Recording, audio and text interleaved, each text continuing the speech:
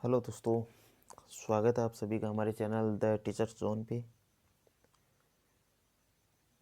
तो हमने जिस चीज़ के बारे में कल देखा था कि कल के वीडियो में कि हमारा जो अभी जो 12th क्लास के जो बोर्ड के एग्ज़ाम आने वाले हैं कुछ दिनों में, तो हमने जो राजनीति विज्ञान का जो समकालीन विश्व राजनीति की जो बुक है उसके बारे में, उसके जो अलग अलग चैप्टर है उनके बारे में देखा था। उसके बाद में उसके जो नंबर है कि कौन सा बात जो चैप्टर है वो कितने नंबरों का है, तो वो नंबरों का जो वर्गीकरण है वो हमने कल देखा था। आज हम देखेंगे कि जो चैप्टर है उसका जो फर्स्ट जो चैप्टर है दो ध्रुवीयता का अंत, तो हम आज इसके बारे में देखेंगे कि किस तरीके से जो हमारी जो ये बुक है वो शुरुआत होती है इस बुक की। कि मुख्य रूप से हम इस जो चैप्टर में मुख्य रूप से देखेंगे वो है शीत युद्ध का दौर। तो पूरा जो शीत युद्ध का दौर था वो किस क्रम में चला, या जो दो ध्रुवीयता के अंत की जो बात है वो कहाँ से शुरू हुई थी। तो मेरा मानना है कि हम ये जो चैप्टर स्टार्ट करें उससे पहले हमें कुछ पीछे के जो पॉइंट है जो इस चीज़ से लिंक होने चाहिए, वो चीज़ें हैं वो हमें थोड़ी पता होनी चाहिए, ताकि ये जो चैप्टर है वो आसानी से हमें समझ में आए। तो इस चीज़ के लिए ये जो चैप्टर है वो मुख्य रूप से जिस चीज़ के बारे में हम इसमें पढ़ेंगे इस चैप्टर में वो है मुख्य रूप से इसमें सोवियत संघ का विघटन है। सोवियत संघ का निर्माण हुआ, उसके बाद में सोवियत संघ का विघटन हुआ। गोरबाचेव है, मिखाइल गोरबाचेव है, उसकी जो नीतियाँ हैं उस सभी के बारे में हम इस अध्याय में देखेंगे। और उसके बाद में कैसे मध्य एशियाई जो देश थे उनमें संकट पैदा हुआ। अफ़गानिस्तान जो संकट है वो किस तरीके से था। खाड़ी युद्ध है, चाहे लोकतांत्रिक राजनीति और लोकतांत्रिकरण हो, चाहे स्वतंत्र जो राष्ट्र थे सोवियत संघ के विघटन के बाद में जो जितने भी सोवियत संघ के अंदर शामिल जो स्वतंत्र 15 देशों का जो संकुल था वो एक तैयार हुआ था। 21वीं सदी में जो बदलाव देखने को मिले हमें, उन सभी की जो चर्चा है हम इस अध्याय में करेंगे। लेकिन हम इस अध्याय को शुरू करते हैं उससे पहले हमें कुछ पीछे की जो चीज़ें हैं वो हमें थोड़ा पता होनी चाहिए कि किस तरीके जो ये जो घटनाक्रम है दो ध्रुवीयता का अंत है वो किस तरीके से हुआ। तो उसके लिए हमें ये पता होना चाहिए कि जो दो ध्रुवीय है उसका निर्माण कैसे हुआ। तो ये सारी चीज़ें हैं वो मुख्य रूप से शीत युद्ध के दौर से शुरुआत हुई थी। क्योंकि हम देखते हैं कि दुनिया में कि जो 1914 से लेकर 1918 तक विश्व में फर्स्ट वर्ल्ड वार हुआ था। उसके बाद में अगर देखे जाए कि उससे पहले अगर देखते हैं अपन तो 4-5 महाशक्तियाँ थी, जिसमें ब्रिटेन था, फ्रांस था, हंगरी था, पोलैंड था, पुर्तगाल था। इस तरीके से ये जो महाशक्तियाँ थी ये पूरे विश्व का नेतृत्व करती थी। उसके बाद में फर्स्ट वर्ल्ड वार में हमने देखा कि एक जो अमेरिका था वो अपने आप से अलग थलग जो अपनी जो एकांत में रहता था। उसके बाद में एक तरह से जो एक नया जो हमें एक शक्तिशाली देश देखने को मिला वो था अमेरिका। उसके बाद में फर्स्ट वर्ल्ड वार के बाद में देखते हैं कि 20 सालों के बाद में हमें दूसरा वर्ल्ड वार देखने को मिला, तो वर्ल्ड वॉर सेकेंड देखने को मिला। उसकी जो शुरुआत हुई थी वो हुई थी 1939 से 1945 तक चला था ये वर्ल्ड वॉर। और एक इसमें मुख्य रूप से अपन देखते हैं कि जो मित्र राष्ट्र थे तो एक साइड तो थे मित्र राष्ट्र इसमें, और मित्र राष्ट्रों में मुख्य रूप से थे इसमें यूके था, और इसमें अगर देखें तो यूएसए था, और उसके अलावा अगर देखें तो इसमें जो फ्रांस था, और उसके अलावा अगर देखें तो जो उस टाइम पे था इसमें सोवियत संघ था इसमें, या इसे रूस बोलते हैं, वो भी इसके अंदर शामिल था।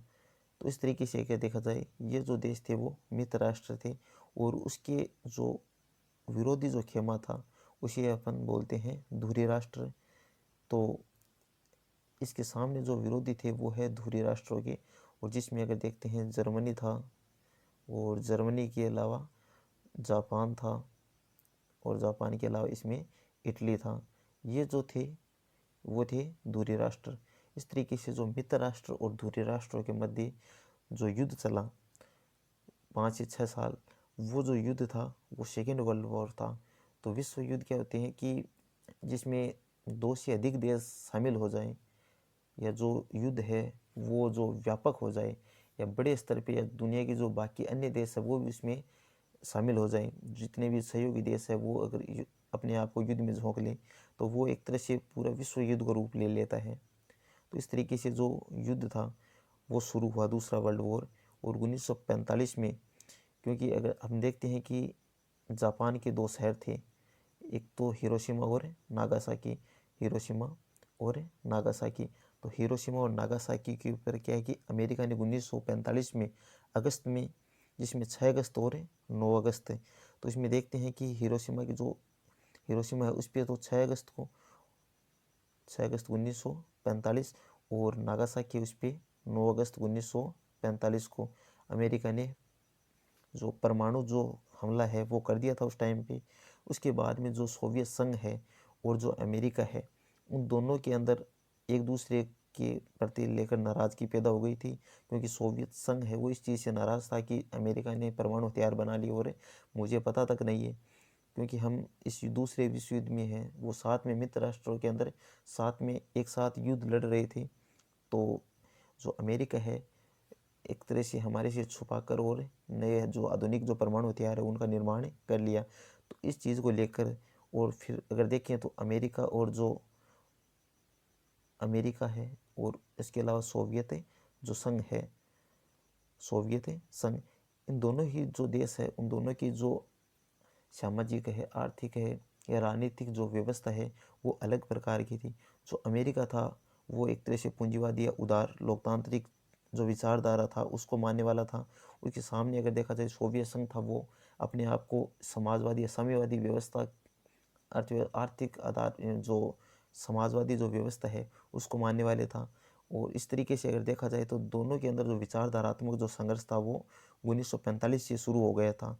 इस तरीके से अगर देखा जाए तो शीत युद्ध, ये जो पूरा जो संघर्ष था 1945 के बाद की जो राजनीति है वो राजनीति के अंदर शीत युद्ध के दौर के नाम से जानी जाती है।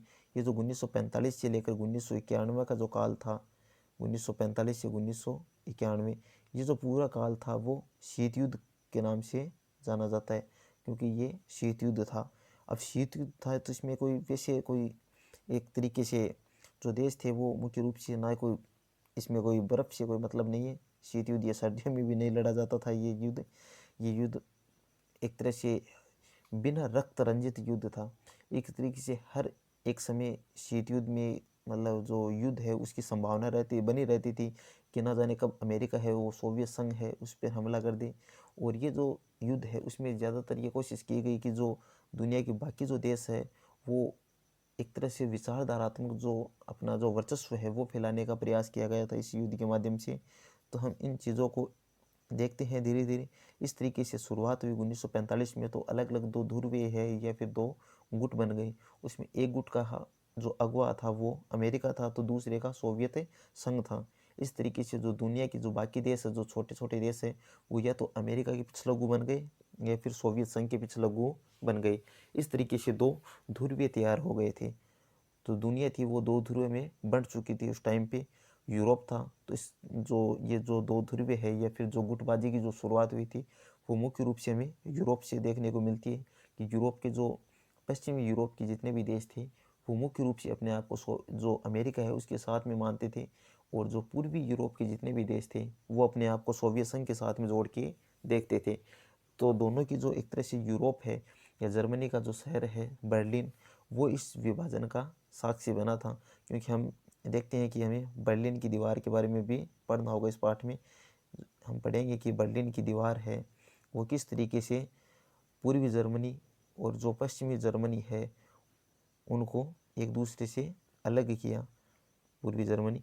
तो ये जो है कि बर्लिन है वो मुख्य रूप से पश्चिमी जर्मनी और पूर्वी जर्मनी में बंट गया, और यही जो है विभाजन की यहाँ से ही अलग अलग हमें शुरुआत देखनी पड़ती है। और ये बर्लिन है, यहाँ से हमें जो विश्व है वो दो ध्रुव में नज़र आता है या दो गुटों में अलग अलग विभाजन हमें देखने को मिलता है दुनिया का। उसके बाद में हम देखते हैं कि यहाँ पे किस तरीके से हमारा जो चैप्टर है वो इसमें हमें बिंदुवत लिखा हुआ है, और इम्पोर्टेंट चीज़ें हैं। जो चीज़ समझ में नहीं आएगी हम आपको अच्छे से और व्याख्या करके समझा देंगे। तो दोस्तों हम देखते हैं कि समकालीन विश्व में जो बदलाव की जो शुरुआत हुई वो मुख्य रूप से देखते हैं कि जो पहला विश्व युद्ध था वो 1914 से 1918 के मध्य हुआ था।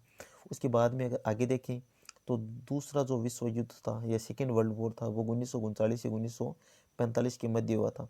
उसके बाद में अगर देखते हैं अपन तो शीत युद्ध का दौर आता है, जो 1945 से 1991 का जो भी दौर है, हमें जो भी घटनाक्रम है वो हमें इतिहास में एक शब्द है उसके लिए शीत युद्ध। तो हम इसके लिए शीत युद्ध के बारे में पढ़ते हैं। पूरा जो घटनाक्रम है सोवियत संघ और अमेरिका की जो वर्चस्वात्मक जो लड़ाई थी, विचारधारात्मक जो प्रतिस्पर्धा थी एक दूसरे के साथ में, वो किस तरीके से दुनिया के जो बाकी जो देश है उनको अपने साथ में इस संघर्ष में एक दूसरे को साथ है, बाकी जो पूरा विश्व था उस संघर्ष में एक दूसरे जो गुट था उनमें अलग अलग विभाजित हो गया था उस टाइम पे।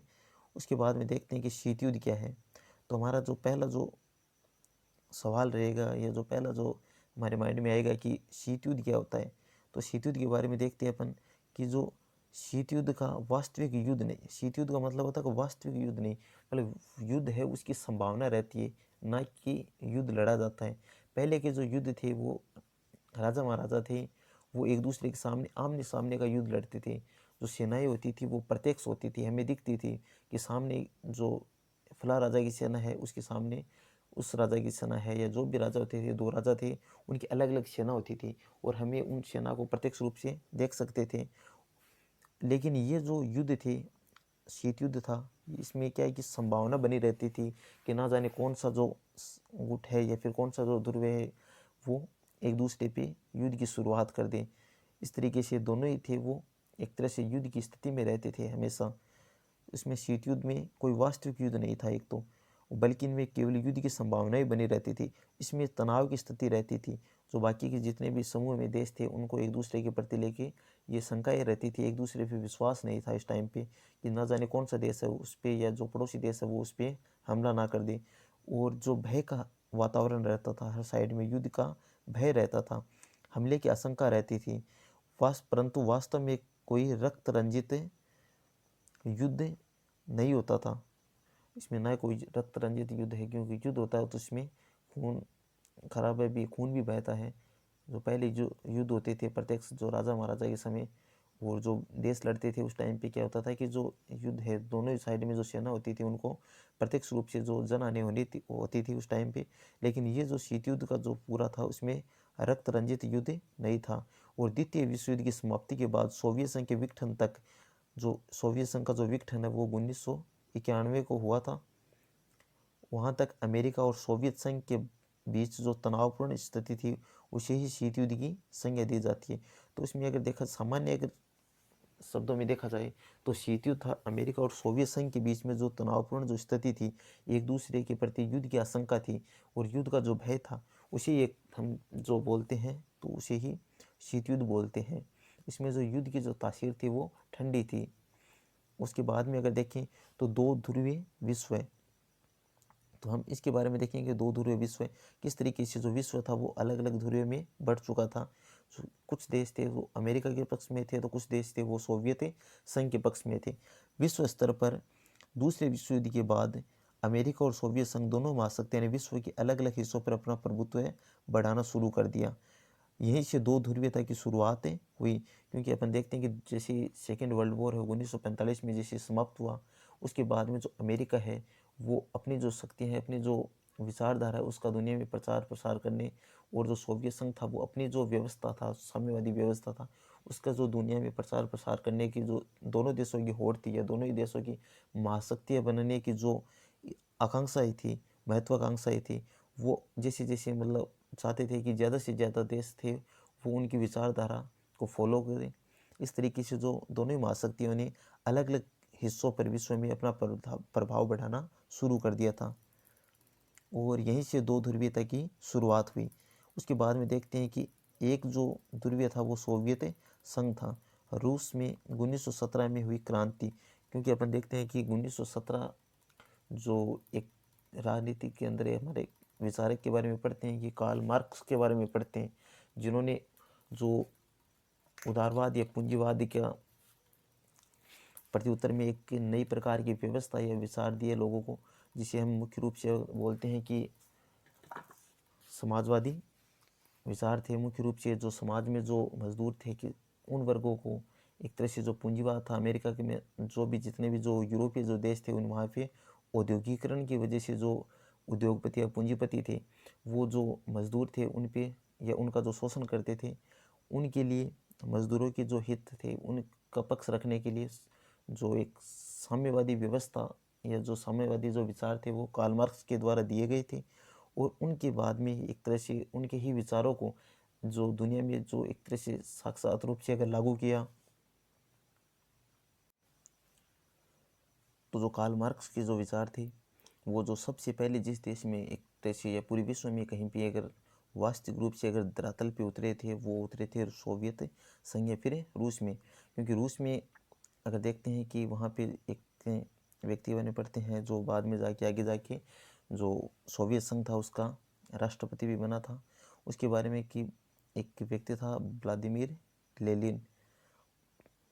व्लादिमीर लेनिन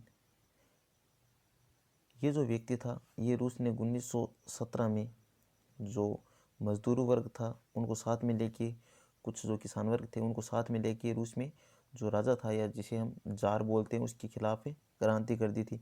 तो 1917 में जो रूस था वहाँ पे एक साम्यवादी या समाजवादी क्रांति हुई थी और ये क्रांति मुख्य रूप से जो पूंजीवादी व्यवस्था के खिलाफ थी। इस क्रांति के बाद सोवियत संघ अस्तित्व में आया। तो मुख्य रूप से अगर देखिए अपन तो 1917 में रूस में क्रांति हुई थी।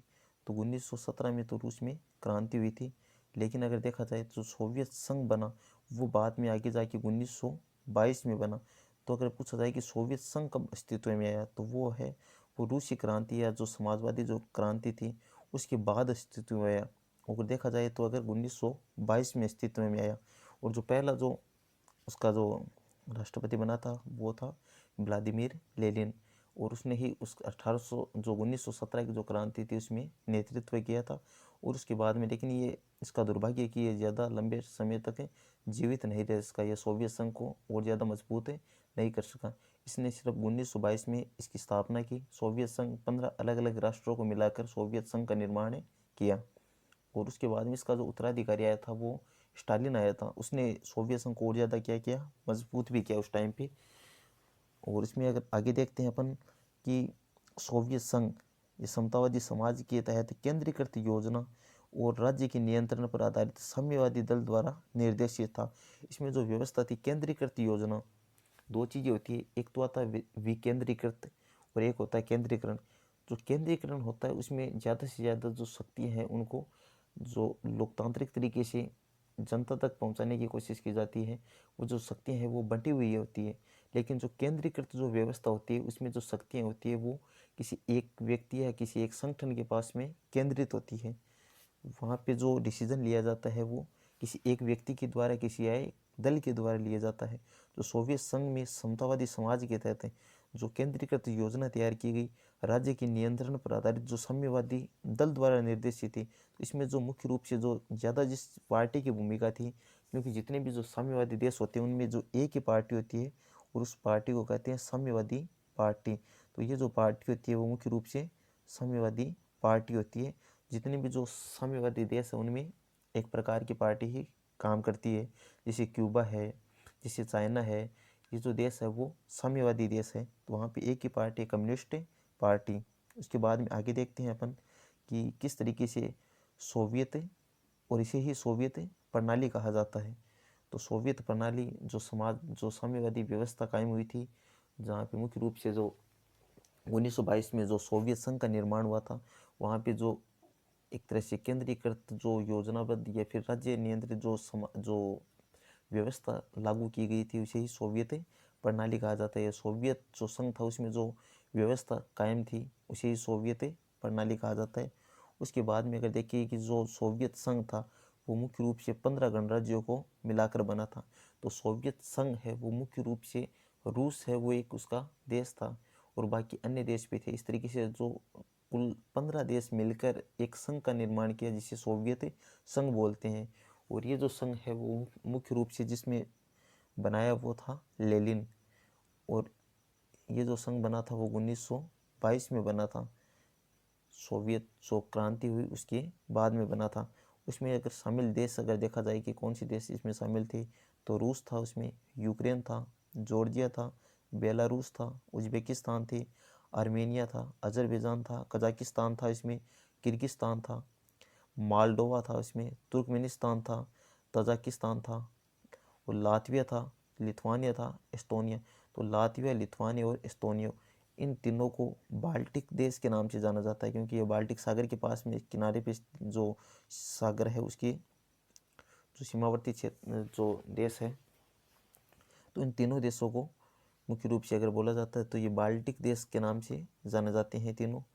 और इस तरीके से अगर देखा जाए तो ये 15 देशों ने मिलकर सोवियत गणराज्य सोवियत संघ का निर्माण किया था उस टाइम पे। उसके बाद में अगला जो बिंदु है कि सोवियत संघ की विशेषताएं क्या थी, तो इसमें अगर मुख्य रूप से अपन देखें कि सोवियत संघ था उसकी मुख्य विशेषताएं क्या थी, तो इसमें हम देखेंगे कि सोवियत संघ पूंजीवादी व्यवस्था के विरोध में और समाजवाद के आदर्शों पर आधारित था। तो ये सोवियत संघ था वो मुख्य रूप से जो अमेरिका के अंदर जो पूंजीवादी व्यवस्था कायम थी उसके खिलाफ एक तरह से जो पूंजीवादी व्यवस्था के विरोध में तैयार किया गया था। और जो मुख्य रूप से जो व्यक्ति है उसकी एक तरह समाज की जो भलाई है, जिसमें जो मजदूर है, किसान है, जो जितने भी पिछड़े वर्ग है उनकी भलाई के लिए जो बात करते हैं वो मुख्य रूप से समाजवादी होते हैं। और इस तरीके से जो समाजवादी आदर्शों पर आधारित जो व्यवस्था थी, तो मुख्य रूप से जो सोवियत संघ है उसकी पहली विशेषता है कि ये मुख्य रूप से जो पूंजीवादी व्यवस्था है उसके विरोध में तैयार किया गया था और समाजवादी जो आदर्शों पर आधारित एक व्यवस्था थी। सोवियत संघ एक नियोजित अर्थव्यवस्था और अमेरिका की अर्थव्यवस्था को चुनौती देती थी। इसमें मुख्य रूप से अगर देखा तो सोवियत संघ की जो व्यवस्था थी नियोजित अर्थव्यवस्था थी।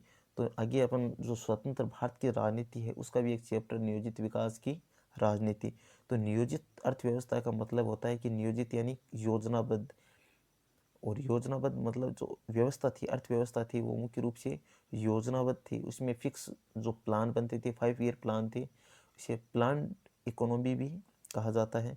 और यही जो व्यवस्था थी बाद में जाके आगे जाके हम इंडिया में भी हम देखेंगे कि जब स्वतंत्रता मिली हमें उसके बाद में मार्च 1950 में जब देश आज़ाद हुआ उसके बाद में कुछ दिनों बाद में ही मार्च 1950 में हमने एक मार्च 1950 में हमने एक आयोग बनाया जिसे योजना आयोग कहते हैं।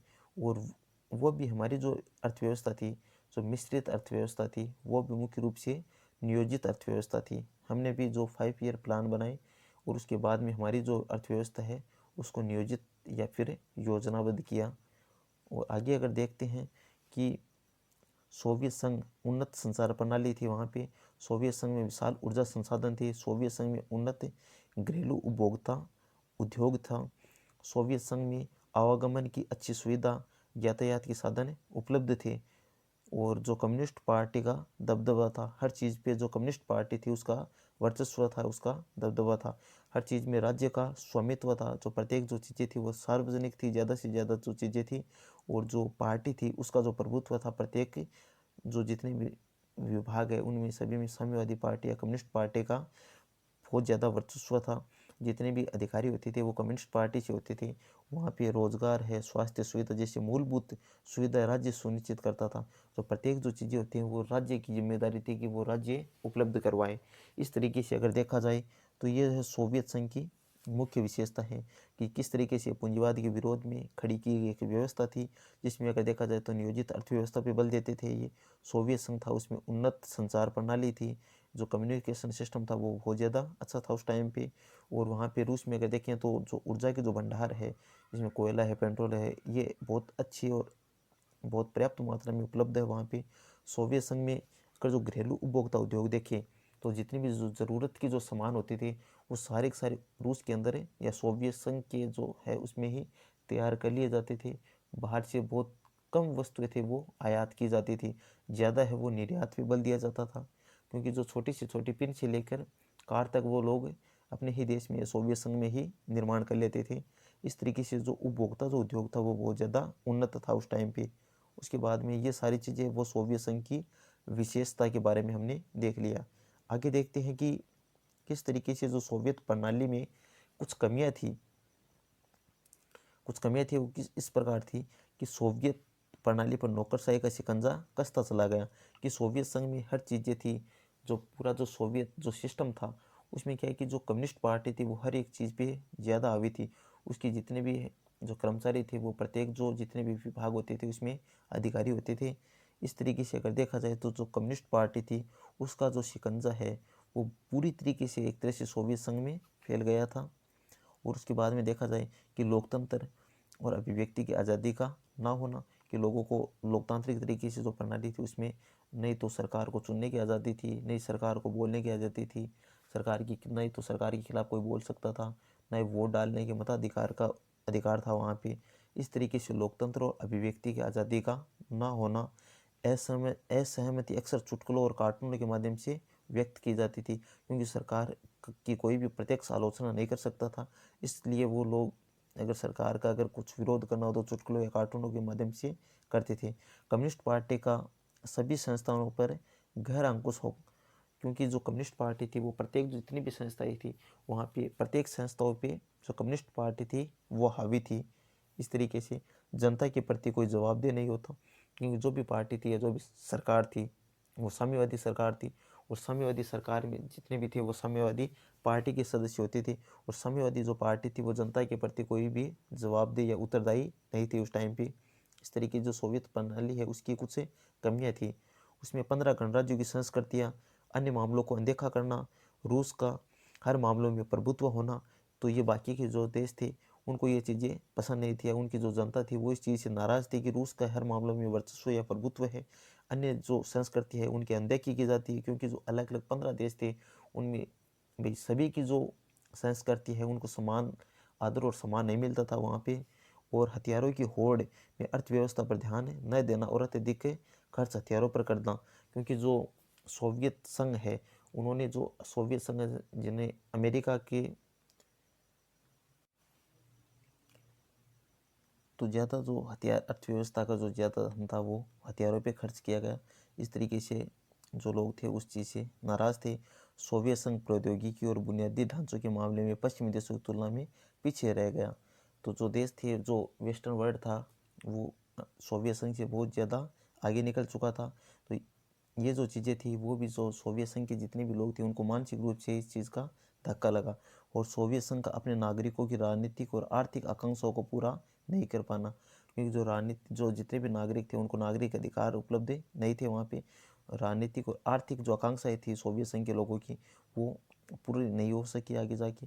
और 1979 में सोवियत संघ का अफगानिस्तान में हस्तक्षेप, ये 1779 नहीं है, यहाँ पे 1979 है। वहाँ पे क्या है कि सोवियत संघ ने जो अफगानिस्तान था उसमें हस्तक्षेप कर दिया। अर्थव्यवस्था का भारी नुकसान हुआ इसकी वजह से, क्योंकि सोवियत संघ को इसके बाद बहुत ज़्यादा नुकसान झेलना पड़ा इसका। और उपभोक्ता वस्तुएं की कमी होना, खाद्यान्न का आयात साल दर साल बढ़ता जाना। जो आयात की जो मांग थी वो लगातार क्या होती गई, ज़्यादा बढ़ती गई लगातार, क्योंकि जो सोवियत संघ था जब अपने नागरिकों की जो खाने की आवश्यकता है या उनकी जो आवश्यकता है उनकी पूर्ति करनी थी, उस टाइम पे जो सोवियत संघ वो हथियारों की होड़ में पड़ गया था उस टाइम पे, तो लोगों की जो आकांक्षाएं हैं वो पूरी नहीं हो सकी। तो ये है वो सोवियत संघ की कुछ कमियां रही थी, क्योंकि हर जो प्रत्येक जगह पे जो साम्यवादी पार्टी थी वो एक तरह से देखा जाए तो उसका जो वर्चस्व था, उसका जो प्रभाव था प्रत्येक क्षेत्र में हमें देखने को मिलता था, वो जनता के प्रति जवाबदेह नहीं थी। और जो 15 गणराज्य थे सोवियत संघ में उसमें से जो रूस है उसका प्रभुत्व था वो ज़्यादा था। इसके तरीके से बाकी जो संस्कृतियाँ थी वो इस चीज़ से नाराज़ थी। और सोवियत संघ है वो मुख्य रूप से अगर देखा जाए तो जो पश्चिमी देश है उसके जो विकास है, उसकी जो एक तरह से औद्योगिक जो व्यवस्था है उससे पिछड़ चुका था। वो लोगों को बोलने की छूट नहीं थी, बोलने की आज़ादी नहीं थी उस टाइम पे। इस तरीके से ये जो सोवियत प्रणाली की कुछ कमियाँ थी। उसके बाद में अगर आगे देखा जाए कि गोरबाचेव की जो नीतियाँ थी, क्योंकि अपन देखते हैं कि 1985 में अगर देखा जाए तो एक रूस का या सोवियत संघ का एक नया राष्ट्रपति बना था मिखाइल गोरबाचेव। तो उसके द्वारा कुछ नीतियाँ लागू की गई थी, उसके द्वारा कुछ सुधार किए गए थे जो सोवियत प्रणाली थी उसमें। और उसी सुधारों का परिणाम था कि सोवियत संघ आगे जाके बिखर गया 1991 में। या तो वो जो सुधार था वो कुछ कुछ लोगों का मानना था कि वो सुधार है वो धीरे धीरे हो रहा है, और कुछ लोग मानते थे कि जो सुधार है वो नहीं होना चाहिए था। तो इस तरीके से अलग अलग मत है। तो अब देखते हैं कि मिखाइल गोर्बाचेव की कुछ नीतियाँ थी अब मिखाइल गोर्बाचेव की जो नीति थी कि सोवियत प्रणाली में आ रही समस्या को हल करने के लिए मिखाइल गोर्बाचेव को सोवियत संघ का महासचिव बनाया गया। तो जो सोवियत संघ था उसका जो नया महासचिव बना था 1985 में, वो बना था मिखाइल गोर्बाचेव। उसके द्वारा 1980 के दशक में मिखाइल गोर्बाचेव ने कुछ सुधारों की शुरुआत की, जिसमें मुख्य रूप से राजनीतिक सुधार तथा लोकतांत्रिकरण को अपनाया गया। उसमें जो सुधार किए गए थे वो राजनीतिक क्षेत्र में सुधार किए गए थे, और वो सुधार थे कि दो प्रमुख आर्थिक सुधार भी लागू किए गए थे। तो राजनीतिक सुधारों में तो क्या है कि लोगों को कुछ बोलने की छूट दी गई, कुछ लोकतांत्रिक जो अधिकार थे वो जनता को उपलब्ध करवाए गए। तो ये तो जो लोकतांत्रिक जो व्यवस्था थी या जो राजनीतिक सुधार किए गए थे, लेकिन इसी के साथ साथ में कुछ जो सुधार थे वो आर्थिक सुधार भी किए गए थे। अब आर्थिक सुधारों में अगर देखा जाए तो एक था पुनर्रचना, जिसे पेरोस्त्राइका कहा जाता है, और एक था खुलापन, जिसे ग्लासनोस्त कहा जाता है। ये जो दो सुधार थे वो मुख्य रूप से बहुत ज़्यादा इंपॉर्टेंट है। तो हमें पता होना चाहिए कि जो मिखाइल गोर्बाचेव के द्वारा जो दो सुधार किए गए थे वो आर्थिक सुधार क्या थे। तो आर्थिक सुधारों में अगर देखा जाए तो एक तो था पुनर्रचना, जिसे पेरोस्त्राइका कहा जाता है, और एक था खुलापन, जिसे ग्लासनोस्त कहा जाता है। ये जो सुधार थे या सुधारात्मक जो कदम थे वो मिखाइल गोर्बाचेव के द्वारा उठाए गए थे। और ये जो सुधार थे मुख्य रूप से 1980 के दशक के बाद में हमें देखने को मिले थे, जिसमें लोगों को कुछ छूट दी गई, कुछ स्वतंत्रताएं दी गई। जो पश्चिमी देश थे उनके अंदर जो भी व्यवस्था थी वो सोवियत संघ के अंदर लागू करने की कोशिश की गई। और आगे देखते हैं कि मिखाइल गोर्बाचेव की जो नीतियाँ का अंदरूनी और बाहरी दोनों तरफ से विरोध हुआ, क्योंकि जो कुछ लोग जो साम्यवादी पार्टी से बिलोंग करते थे, पार्टी के जो विशेषाधिकार थे वो कम हो रहे थे। लोगों को अधिकार मिलेंगे तो जो पार्टी के जो अधिकार है वो क्या होंगे, कम होंगे। इस तरीके से जो पार्टी के अंदर भी क्या थे, कुछ लोग थे वो इस चीज़ के विरोध में थे, और कुछ लोग जो बाहरी लोग थे या जो जनता थी वो इस चीज़ को लेकर नाराज़ थी कि जो मिखाइल गोर्बाचेव के द्वारा जो सुधार किया जा रहा है वो बहुत ज़्यादा धीरे धीरे किया जा रहा है। सुधार है वो अचानक और तीव्र परिवर्तन होने चाहिए। इस तरीके से अगर मिखाइल गोर्बाचेव की जो नीतियाँ थी उनके लिए अगर पार्टी के अंदर में नाराज़गी थी और बाहर लोगों के बीच में भी नाराज़गी थी इस चीज़ की। अब अगर आगे देखते हैं कि 25 दिसंबर 1991 को कि 25 दिसंबर 1991 में बोरिस येल्त्सिन ने के नेतृत्व में पूरी यूरोप के देशों ने तथा रूस, यूक्रेन और बेलारूस ने, तो हमें ये नाम जो याद रखने की, रूस, यूक्रेन और बेलारूस ने सोवियत संघ की समाप्ति की घोषणा की। तो मुख्य रूप से हमें ये पता होना चाहिए कि जो 25 दिसंबर 1991 में, क्योंकि जो बाद में जाके जो एक व्यक्ति है जो रूस का राष्ट्रपति बनेगा, पहला राष्ट्रपति, जो सोवियत संघ से अलग होने के बाद में जो रूस में जब चुनाव होंगे तो इसमें जो बोरिस येल्त्सिन था वो आगे जाके इसका प्रधानमंत्री बनेगा रूस का। तो जो बोरिस येल्त्सिन था उसके नेतृत्व में जो पूर्वी यूरोप के देशों ने, और रूस और यूक्रेन और बेलारूस ने, तो याद रखना कि जो सोवियत संघ की जो समाप्ति की घोषणा की थी वो किन देशों ने की थी, तो रूस, यूक्रेन और बेलारूस ने की थी। और कब की थी, तो 25 दिसंबर 1991 में की थी। और इसमें जो महत्वपूर्ण भूमिका निभाई वो था बोरिस येल्त्सिन था, और 15 नए देशों का उदय हुआ।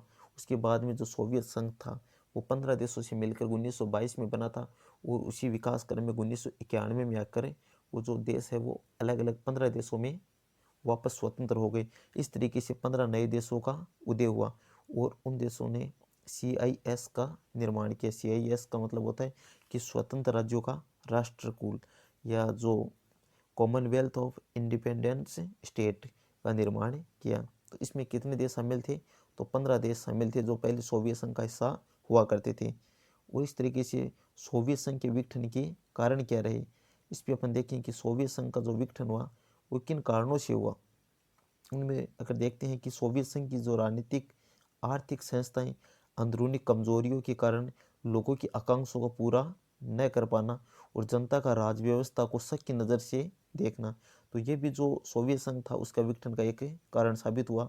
उसके बाद में अगर देखते हैं कि अपने संसाधनों का अधिकांश परमाणु हथियार और सैन्य साजो सामान पर लगाना, तो जो सोवियत संघ था, अमेरिका की जो हथियारों की होड़ शुरू हुई थी दोनों ही महाशक्तियों के बीच में, तो उसमें क्या है कि जो सोवियत संघ था उन्होंने अपनी जो एक तरह से अगर देखें तो आर्थिक जो संसाधन थे वो ज़्यादा है, वो क्या, जो सैन्य साजो सामान खरीदने में और जो ज़्यादा से ज़्यादा उन्नत किस्म के हथियार बनाने में लगा दिए थे।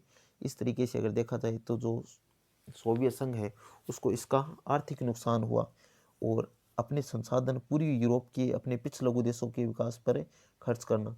जो सोवियत संघ था उन्होंने जो पूर्वी यूरोप के जो देश थे उनको अपने साथ रखने के लिए उन देशों के जो विकास खर्च है वो सभी का सभी हमें रूस को उठाना पड़ा। उस टाइम पे कम्युनिस्ट पार्टी ने 70 सालों तक शासन किया और ये पार्टी अब जनता के प्रति जवाबदेह नहीं रह गई थी, क्योंकि जो कम्युनिस्ट पार्टी थी वो जनता के द्वारा चुनी हुई तो नहीं थी। एक तरह से देखा जाए तो कम्युनिस्ट पार्टी ने लगभग रूस सोवियत संघ में 70 सालों तक शासन किया और उसके बाद में जनता के प्रति जवाबदेह नहीं रही और उस समय वो जनता के प्रति किसी भी प्रकार की जवाबदेह नहीं थी।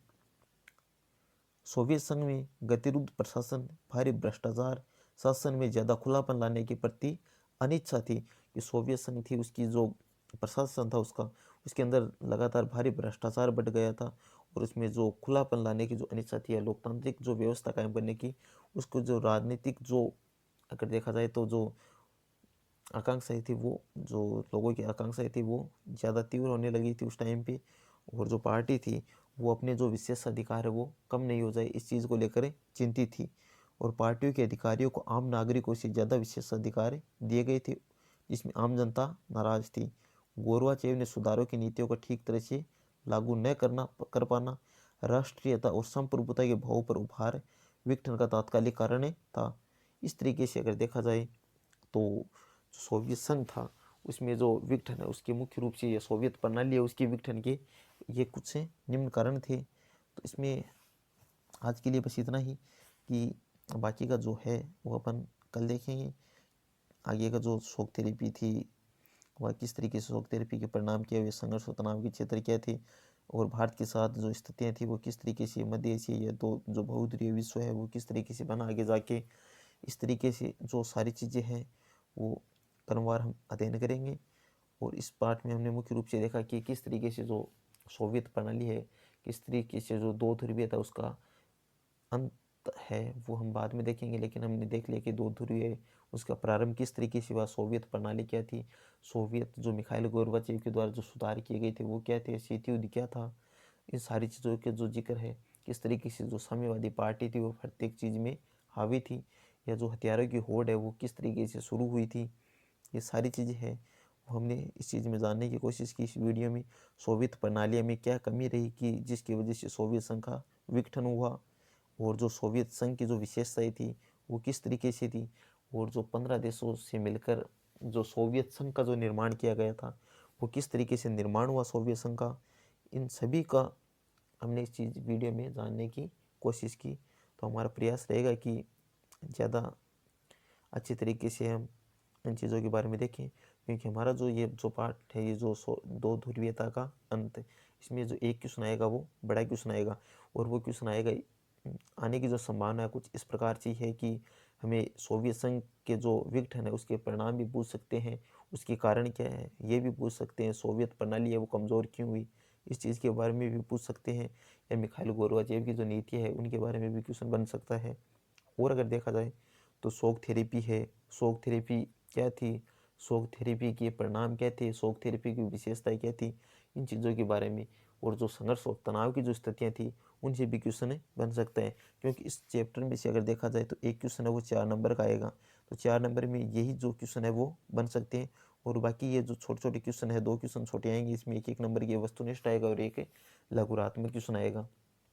इस तरीके से अगर देखा जाए तो हमारा जो टोटल जो पार्ट है वो 6 नंबर का पार्ट है, इसमें से जो क्वेश्चन बड़े क्वेश्चन आएंगे वो कुछ इस प्रकार से थे और पूरी संभावना है कि हमारे इस वीडियो में से आपको क्वेश्चन देखने को मिलेंगे एग्ज़ाम में और आप अर्धवार्षिक जब परीक्षा हो तब भी आप देख सकते हैं कि हमारे इस वीडियो में से आपको ज़्यादा से ज़्यादा क्वेश्चन देखने को मिलेंगे।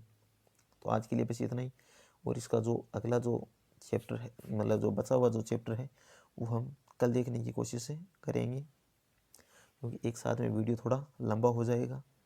हमारा प्रयास है कि हम 1-2 दिन में एक चैप्टर आराम से कंप्लीट करें और हमारा प्रयास है कि अर्धवार्षिक परीक्षा से पहले पहले हम इस किताब का अच्छे से रिवीजन कर लें, क्वेश्चन प्रैक्टिस सेट है वो भी लगा लें, इस तरीके से तो आप अपनी तैयारी है वो और ज़्यादा मजबूत कर सकेंगे।